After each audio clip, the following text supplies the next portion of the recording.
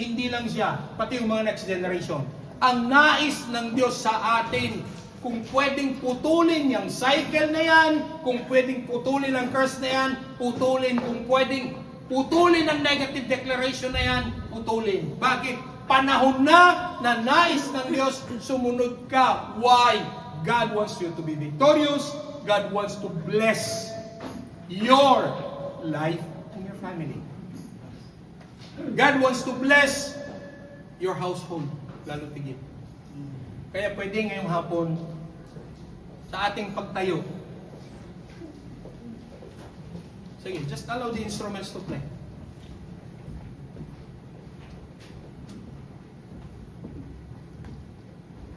Alam ko ang ilan sa atin dito, kinausap na eh. Nagre-resist lang. Lord, siguro hindi pa panahon. Lord, ayaw ko. Ang sabi ng Lord, go for it. It's yours. Kausapin mo na kasi yung may-ari ng bahay. Para malaman mo magkano ang presyo. Eh, takot ka. Lord, baka 200,000. Wala akong pambayad. Sabi ng Lord, kausapin mo na kasi yung nagbebenta. Don't worry about the numbers. God will provide for you. Bakit? Sa plano ng Diyos, ang bahay, iyon na. Ang negosyo, iyon na. Hakbangan mo na lang. Alam ko marami sa atin dito kinausap na ng Lord eh. Makipagpatching ka. Ayaw ko lang. Tawagan mo. Kapatid mo naman yun eh. Ako ang pangalan. Bakit siya masusunod? Ang gusto ng Lord, magpakumbaba ka. Dahil ang gusto ng Lord, sa pagpapakumbaba mo, pagpapalain ka. Ang gusto ng Lord, in your humility and humbleness, sa likod niyan, blessing will overflow your life. Trabaho mo nandiyan na eh. Go! Magpa-interview ka. In-interview ka na. Anong sabi ng HR? Hindi pa daw alam. HR ang may sabi, pero ang Diyos, hired ka na. Hello? Alam ko dito sa atin, marami na kinausap na ng Lord. Itong gusto kong gawin sa'yo, ito ang plano ko sa'yo, ito ang nais kong maranasan mo. Sumunod ka lang. Hello? Sige. As we close our eyes and bow down our heads, let us raise both our hands. Hallelujah. Hallelujah.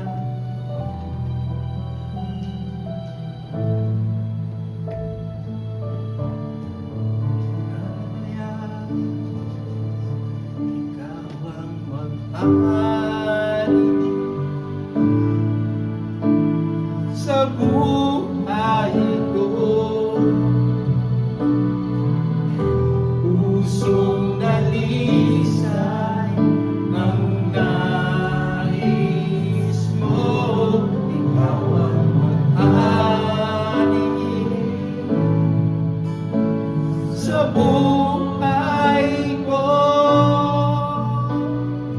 Nais ko'y maging katulad mo. Sing it again. Ikaw ang mag-ari sa buhay ko. Pusong dalisay ang nais mo, ikaw ang mag-ari sa buhay ko. Nais ko'y maging katulad mo. Hallelujah. Panginoon, habang nakataas ang aming dalawang kamay sa oras na ito, Lord God, lahat kami na nasa loob ng bulwagang ito, kasama pati mga bata, O Lord God, hinahabilin namin ang lahat sa iyong mapagpalang kamay. At Panginoon, sa buhay ng bawat isa, Lord, nakita niyo kung minsan, Panginoon, kagaya ng sinabi ng Propeta Samuel, katigasan ng ulo. Lord, ang aming dalangin, remove every hardened heart in Jesus' name. Sa oras na ito, Panginoon, lahat ng puso na nagmamatigas sa inyong harapan, alisin niyo, Panginoon. Lahat ng pride, remove. Lahat ng orgulyo, alisin. Lahat ng paghihigante, alisin. Panginoon, sa oras na ito, maging, O Lord God, ang aming masuwaying puso, alisin. And Lord, sa oras na ito, hayaan mo. Ang sabi mo, I will remove from you a heart of stone, and I will replace it with a heart of flesh.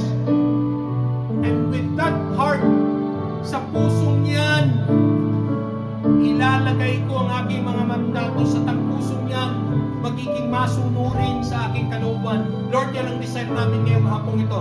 Sa buhay ng bawat isa, nais namin makaranas ng katagumpayan, nais namin makaranas ng pagpapala. Subalit alam namin na ang susi ng lahat ay ang buong pusong pagsunod.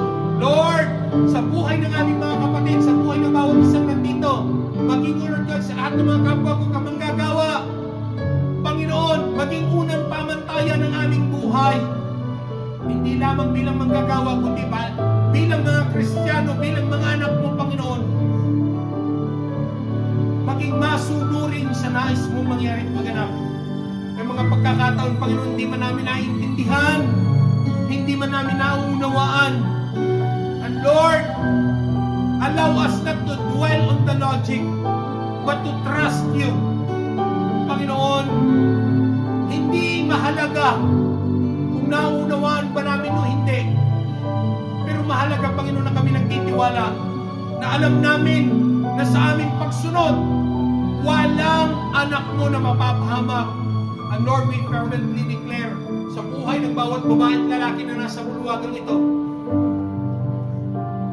Panginoon, idadaloy mo ang pagpapalang higit sa aming inaasahan sa buhay ng bawat isa. Kagalingan, kalayaan, kapayapaan, kalakasan, pisikal, spiritual, emosyonal. And Lord, sa oras na ito, hallelujah! Alam namin, O Lord God, na sa buhay ng bawat isa, not our will, but your will alone, O Lord God. Na sa pagkakataon nito, matuto kaming isuko yung aming personal will. At tulad kami kay Jesus, not my will but yours alone. Panginoon, sa hapong ito, sa buhay ng bawat isa, hallelujah, grant us an obedient heart, Panginoon, na sa mga, lalo tingin sa mga tao na nakapalibot sa amin, na nagtuturo, gumagabay, tinutuwid kami, kinukorek kami, Panginoon, hindi maging resistant ang aming puso. Bagkos ng may pagpapakumbaba, matuto kaming sumunod, matuto kaming mag-obey, matuto kami, O Lord God, hallelujah, na makinig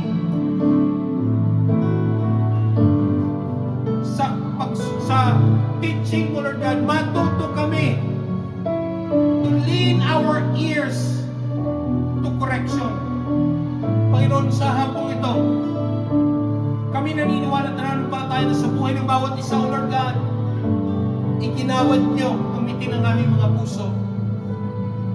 At sa mga palad na ito, idantay ninyo, Panginoon, ang inyong mapagpalang kamay and i-release niyo sa buhay ng bawat isa. Hallelujah! Lord, fill the empty hearts. Fill the broken hearts. Fill, O Lord God, hallelujah, ang mga pusong naghihirap, naghihinagpis, nagdurusa. And Lord, palitan mo ng kagalakan, ng kalayaan, ng kasiyahan. At lalo tingin, O Lord God, matuto kaming makontento sa mga bagay na pinagkakaloob niyo, Panginoon, sa aming mga buhay. Lord, salamat. At sa dalawang palad na bukas na ito, ng may pananampalataya, inaangkin namin ang mga pagpapalang itinalay mo sa buhay ng bawat isa. Hallelujah. Claim it, claim it, claim it, it's yours.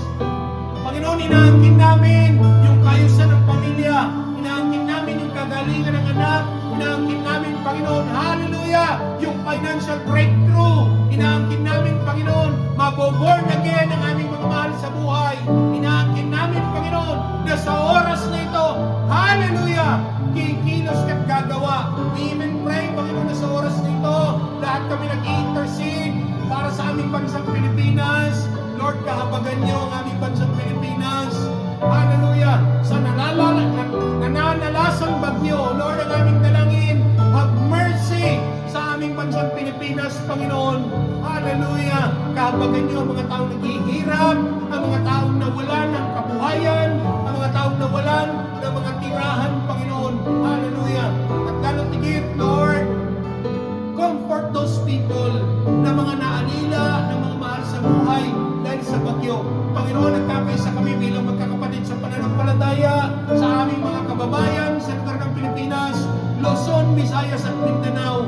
Panginoon, let your mighty hands, O Lord God, bless our nation, bless our country. Hallelujah. At Panginoon, sa oras nito, alam namin, O Lord God, itinaloy niyo na ang pagpapala sa bansang Pilipinas. Iningatan niyo na yung aming mga mahal sa buhay. Hallelujah. Lord, we pray the containment of the loss of life. Panginoon, ang aming dalangin. Hallelujah. Lord, yung mga masasalanta ng bagyo, ang aming dalangin, alam namin, O Lord God, kikilos ka, walang imposible sa'yo. Lord, ang aming declaration, there will be no losses of life, Panginoon.